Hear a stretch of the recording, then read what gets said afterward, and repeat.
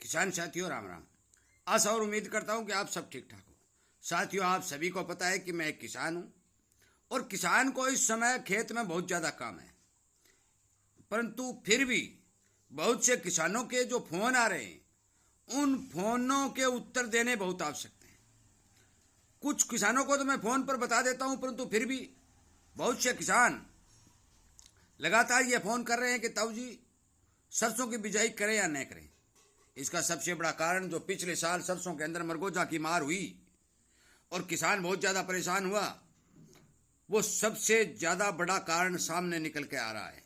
और हर किसान सरसों की बिजाई घटा तो रहा ही रहा है, परंतु बिजाई करने से बच भी रहा है। साथियों, सरसों की जगह किसान जौ की बिजाई को प्राथमिकता ज़्यादा दे रहा है, परंतु मैं आपको बता देना चाहता हूँ कि मरगोजा की बीमारी से किसान को इतना डरने की आवश्यकता नहीं है। क्यों नहीं है और इसका कारण क्या है, ये सब मैं इस वीडियो में बताने जा रहा हूं। आप गौर करके सुने और अपने मित्र दोस्त भाइयों तक ये बात पहुंचाएं। साथियों, मैं इसी तरह की अहम जानकारी किसानों को समय समय पर वीडियो के माध्यम से पहुंचा रहा हूं। आज रात का वक्त है तो भी मैं किसानों की बातों को ध्यान में रखकर ये वीडियो आप तक पहुंचाने की भरपूर कोशिश कर रहा हूं। और मैं ये मेरी जिम्मेवारी समझता हूँ कि हर एक किसान की समस्या का समाधान किया जाए, किस तरह जो भी हो, जिस भी तरह उस किसान को समझाया जाए, उसकी समस्या का समाधान किया जाए। इसलिए साथियों, आपको यदि इसी तरह की जानकारी ठीक समय पर मिल जाए और इस बात के आप इच्छुक है तो इस चैनल के साथ जुड़ करके सामने वाली घंटी का बटन दबा लें ताकि तुरंत आपको नोटिफिकेशन मिल जाए और आप अपने मित्र दोस्तों तक फोन संपर्क करके उन्हें बता सकें। और वीडियो को शेयर करके भी आप हर किसान तक इस जानकारी को पहुंचाने की कोशिश करें। साथियों, हम जिक्र कर रहे हैं मरगोजा का। एक बात आप नोट कर लें कि मरगोजा कोई जरूरी नहीं है कि हर साल मरगोजे का प्रकोप ज्यादा हो, क्योंकि जमीन के अंदर जब गर्मी ज्यादा होती है तो मरगोजा जल्दी सरसों की फसल में उग जाता है। और यदि जमीन का तापमान ठीक ठाक रहता है तो मरगोजा नहीं उगता, वो फरवरी में जाके उगता है। फरवरी में जाके उगता है तो आप मान के चलो कि सरसों लगभग पक जाती है। कुछ किसानों ने नरमा की बिजाई नहीं की भी गुलाबी सुंडी आएगी मारे जाएंगे, हम नरमा नहीं बीजेंगे, गुलाबी सुंडी आएगी मारे जाएंगे, नरमा नहीं बीजेंगे। परंतु आपको उदाहरण सहित बताना चाहता हूं कि गुलाबी सुंडी कंट्रोल हो चुकी है। मौके पर गुलाबी सुंडी दिखाई नहीं दे रही है।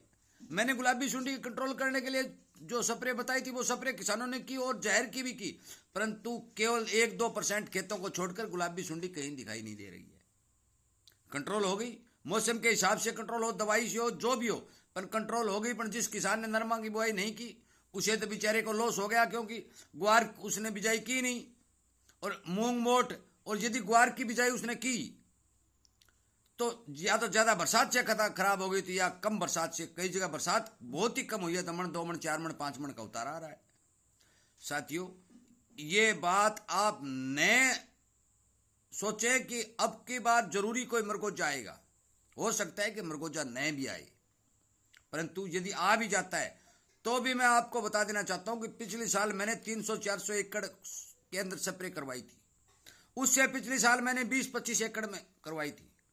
इसका परमानेंट सोल्यूशन सीधा सीधा आप समझ लीजिए, वर्मी वाश जो केंचुए द्वारा बनाया जा रहा है। यूट्यूब के ऊपर अनेक वीडियो उसके मिल जाएंगे। आप वर्मी वाश बनाइए, सोयाबीन का दूध बनाइए, सोयाबीन को खरीदिए, उसको कूट लीजिए, भिगोकर कूटिए, उसका दूध बना लीजिए।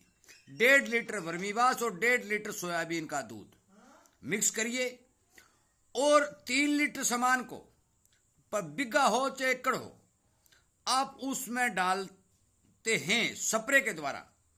पहली कोर लगने के बाद या फुहारा सिस्टम से जहां भी है तो वहां पर जमीन गीली होने के बाद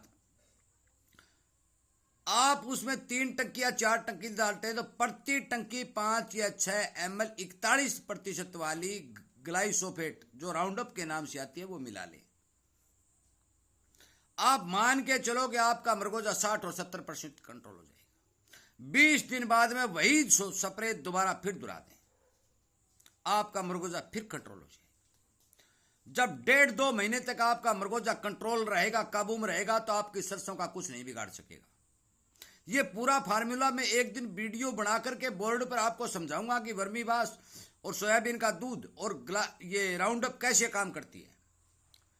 क्योंकि अब दिन में सारे काम लगे हुए हैं। यदि कोई लड़का मेरे को मिलेगा ठीक ठाक और समय जब आएगा तो मैं आपको पूरा सिस्टम समझा दूंगा भी ये इस तरह काम करती है, इस तरह ये कंट्रोल करती है। परंतु साथियों ध्यान रहे कि मैं अकेली राउंड अप करने की सिफारिश नहीं करता, क्योंकि पिछले साल बहुत से किसानों ने अकेली राउंड अप की और उन किसानों को बहुत ज्यादा नुकसान हुआ। इसलिए कृपया करके चाहे कोई भी डॉक्टर को कहीं का भी को अकेली राउंड अप ना डाल दे। वर्मीबास और सोयाबीन का दूध मिलना इसके अंदर जरूरी है। और वो क्यों जरूरी है मैंने बता भी दिया, भी वीडियो के माध्यम से हम पूरा चित्र सहित समझाऊंगा और किसान को समझ में आना चाहिए ये। और उस बात को यदि किसान समझ जाता है तो फिर उसमें कोई समस्या नहीं आती।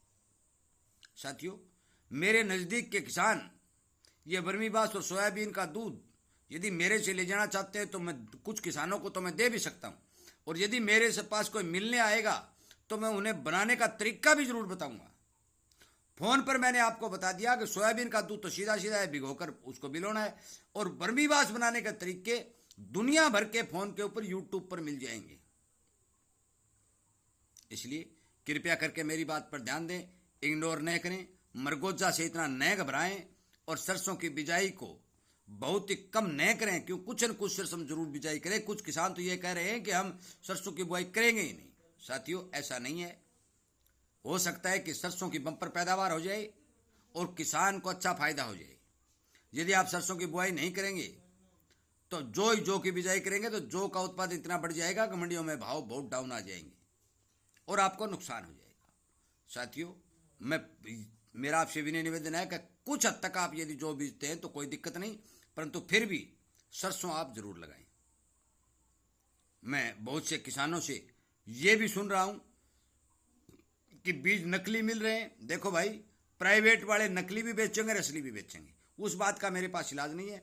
मैं तो केवल और केवल सरकारी वैरायटियों की सिफारिश करता हूं, और मुझे तो सबसे बढ़िया वैरायटी गिरिराज जो भरतपुर की है वो लगती है, और मैं उसी का बीज कुछ किसानों को दे भी रहा हूं, किसान मेरे से ले जा भी रहे। और यदि किसी किसान का कोई पेचीदा प्रश्न है तो मैं मेरे नंबर भी दे रहा हूं, क्योंकि मैं चोर नहीं हूं। इसलिए कृपया करके जरूरी कोई बात हो तो शाम के समय फोन करें, दिन में काम करते वक्त मेरे पास फोन न करें, शराब पीकर फोन न करें। मेरा नंबर 98 130 78 943 है। यदि कोई जरूरी बात है तो आप मेरे नंबर पर बात कर सकते हैं, अन्यथा काम का समय इस समय हर किसान का प्रश्न का उत्तर देना संभव नहीं है। कृपया करके ज़्यादा से ज़्यादा इस वीडियो को शेयर करें और इस बात पर ध्यान दें कि हमें सरसों की बिजाई को नहीं घटाना है, सरसों की बिजाई को करना है। साथियों, वीडियो सुनने के लिए, लाइक करने के लिए, शेयर करने के लिए आप सबका धन्यवाद। और यदि कोई किसान ठीक ठाक प्रश्न करता है तो मैं प्रश्न का उत्तर भी देता हूं, उत्तर देने की भरपूर भी कोशिश करता हूं, पर अटपटे प्रश्नों के उत्तर मैं नहीं देता। इसलिए ठीक ठाक प्रश्न करें। यदि कोई बात पूछनी हो तो फोन पर पूछ सकते हैं और कमेंट के माध्यम से भी प्रश्न कर सकते हैं।